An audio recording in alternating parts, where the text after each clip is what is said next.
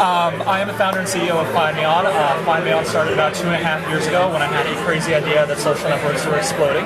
And we developed a few pieces of key technology and about 4 or 5 patents right now that have to do with linking online personalities from one site to another, yet giving the end user the flexibility of keeping their family life separate from their work life, separate from their personal life, because you don't want your LinkedIn connections to see your Facebook friends, or you don't want your MySpace friends to see your family and stuff like that. So how do you see this being, a powerhouse in the future?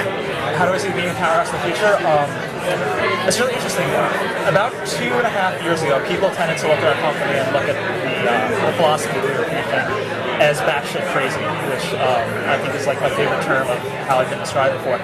And we kind of like had a 180 on that, and the industry's really flipped as we're seeing a lot more people having their the conflation of their social networks as more and more networks explode. The conflation is ending up on people losing their job, or having some sort of marital strife, or having some sort of family issue. I know that in the past 2 months, there was one teacher who lost their job because of their MySpace profile. There was someone who on Facebook lost their job because he was he called in sick to a Halloween party, and his boss saw what he was wearing to to a Halloween thing that night. There was another story about 2 weeks ago about a high school kid who came out on Facebook, and his parents didn't know, and that's how they found out. Someone got an email.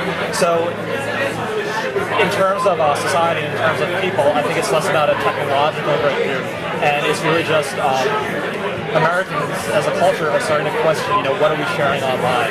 And we're kind of hitting that tipping point now where people are thinking, and they're saying, maybe I don't want to be sharing all this information online, or maybe I don't want to start connecting all the dots with one another.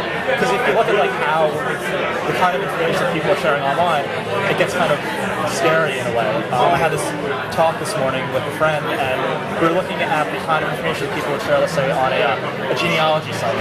And they'll talk about their mother's maiden name. And then you look at their family photo album, and then you'll see their father's middle name. And then you'll look at their Facebook account, and it'll see, the name of the school they went to. And then you'll look at Flickr, and it'll be a picture of their first dog. And when you put all this together, there are all the questions that a credit card company or a bank will ask you whenever you call in to reset your password. And it's all out there. And it's with a lot of the new technologies that have come out since we first launched,